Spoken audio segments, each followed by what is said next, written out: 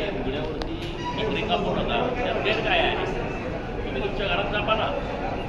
ज्यांना काही बकरी कापायची आहे तुम्ही तुमच्या शेडमध्ये कापा, उघड्यावरून रस्त्यावरती कापण्याची आवश्यकता नाही. आणि वराच्या संदर्भामध्ये जर कोणी भूमिका घेत असेल तर त्यावर आक्षेप घेण्याची गरज काय?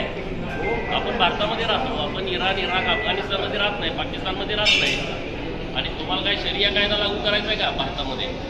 भारतामध्ये राहायचं आहे तर संविधानाच्या नुसारच तुम्हाला राहावं लागेल, कोणाला राहायचं आहे त्यांना.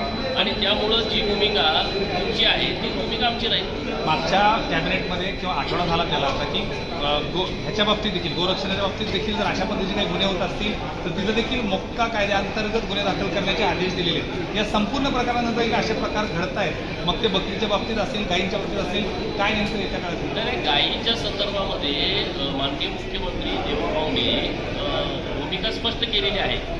जर कोणी गोहत्या करत असेल आणि तोच आरोपी वारंवार सापडत असेल तर त्याला मकोका लावावा. सरकारची भूमिका ठाम आहे.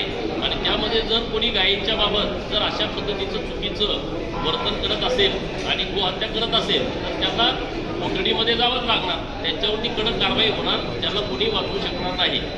गो बंदी आहे, हत्याबंदी आहे, आणि म्हणून जर कोणी चुकीच्या पद्धतीनं याला दिशा देण्याचा प्रयत्न करत असेल तर तसं उत्तर देण्याच्या भूमिकेमध्ये आम्ही आहोत. मागच्या काही काळामध्ये मुंबईत अनेक ठिकाणी अतिक्रमणाच्या कारवाई असतील किंवा हे सगळं झालं आहे, कुठेतरी संताप रोष दिसतोय आणि या संपूर्ण प्रकारानंतर देखील कायदा व सुव्यवस्थेची परिस्थिती निर्माण होत आहे. अतिक्रमणाच्या ज्या कारवाया आहेत त्या अभिनंदनास पात्र आहेत.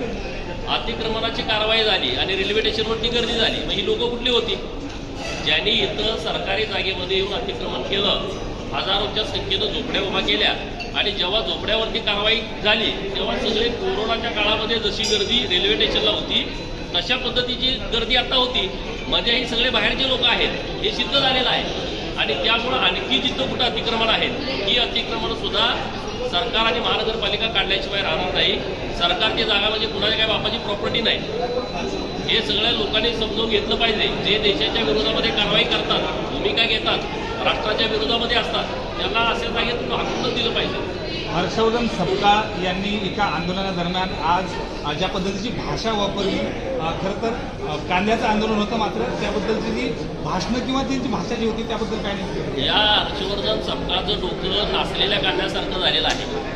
नाचलेल्या कांद्याच्या मध्ये कसा वास येतो तशा पद्धतीचं डोकं झालंय. अरे बोलताय कुणावरती? या राज्यामध्ये या शेतकऱ्यांच्या बाजूनं ठामपणे राहणाऱ्या देवावंत सरकारनं कांद्याच्या संदर्भामध्ये केंद्र सरकारनं बैठक लावली आहे. ही भूमिका माननीय मुख्यमंत्री महोदयांनी स्पष्ट केलेली आहे. कांद्याच्या आडून जर कुणी देवाभाऊंना टार्गेट करण्याचा प्रयत्न करत असेल तर तुम्हाला सोडणार नाही. तुमचं शेतकऱ्यांच्या बद्दलची भूमिका काय? तुम्ही शेतकऱ्यांना गोळ्या घातल्या, शेतकऱ्यांना तुम्ही ताणलं ठेवलं. या महाराष्ट्राला 70% महाराष्ट्र तुम्ही दुष्काळी ठेवला. ती लोक तुम्ही बोलताय तिथं जाऊन तुम्ही केलंय काय? काँग्रेसच्या काळामध्ये तुम्ही लोकांना पाणी देऊ शकला नाही, काँग्रेसच्या काळामध्ये तुम्ही योजना चालू करू शकला नाही. देवाभाऊंच्या नेतृत्वामध्ये अनेक दुष्काळी तालुके हे आता सुजलाम सुफलाम होत आहेत. त्यातलं उदाहरण मी आहे. माझा जत तालुका आहे, जिथं 2-2, 3-3, 4-4 हजार कोटीची कामं आहे. टेंबूसारखं योजना जिथं 7,000 कोटीचं काम सुरू आहे एका योजनेवरती. मराठवाडा वॉटर ग्रीड योजना ज्या देवाभाऊंनी आणली आहे, समुद्रामध्ये वाहून जाणारं पाणी हे मराठवाड्याला देण्याचं नियोजन केलं आहे. नदी जोड प्रकल्प, मराठवाड्यातली धरणं एकमेकाला जोडतायत. अरे देवाभाऊ वॉटरमॅन आहे आणि शेतकऱ्यांच्या बाजूने ते आहेत. कांद्याच्या प्रश्नाच्या संदर्भामध्ये संवेदनशीलपणे राज्य सरकार आणि केंद्र सरकार योग्य मार्ग काढतंय. परंतु कांद्याच्या आणून जर कुणी अशा पद्धतीनं घाणेरडी वक्तव्य करणार असेल तर तुम्हाला मी टोचल्याशिवाय राहणार. याच आंदोलनामध्ये रोहित पवार देखील होते. मागच्या अनेक दिवसांपासून शेतकऱ्यांच्या बाबतीत ज्या ज्या काही म्हणजे हे म्हणतात, खास करून ट्विटपासून पण अगदी कालच्या आंदोलनापर्यंत रोहित पवारांबद्दल काय? रोहित पवारांना हे लक्षात घेतलं पाहिजे, मावळमध्ये जेव्हा शेतकरी रस्त्यावरती आले तेव्हा गोळ्या घातल्या. आजोबा आणि नातू यांच्या भूमिकेमध्ये काय फरक आहे का? तुम्ही आज एवढे वर्ष राज्यामध्ये सत्तेमध्ये होता, तुम्ही या राज्यातल्या शेतकऱ्यांच्यासाठी ठोस भूमिका काय घेतली? आज रोहित पवार जाऊन तिथं टापडी विक्री बांधून असा गप्पा हाणतोय जणू काय हा शेतकऱ्याचा एकदम तारणहाणच झालाय, अशा पद्धतीचं वातावरण निर्माण करतोय. परंतु त्याला हे लक्षात येत नाही, आपला शेतकऱ्याच्या संदर्भातला काळा इतिहास आहे आजोबापासूनचा, हे लोकांना सगळे माहीत आहे. त्यामुळे रोहित पवार काय स्टेटमेंट करतायत याला फार काही महत्त्व शेतकऱ्यांच्या मध्ये आहे असं अजिबात नाही.